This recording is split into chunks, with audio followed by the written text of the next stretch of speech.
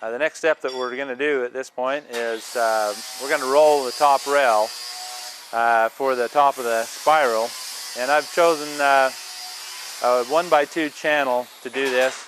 It works quite well. It's flexible and it helps to roll on the spiral. And we have a roller here that we use to run it through to roll it, and it's probably the trickiest part in some ways of the whole spiral is to get this part right.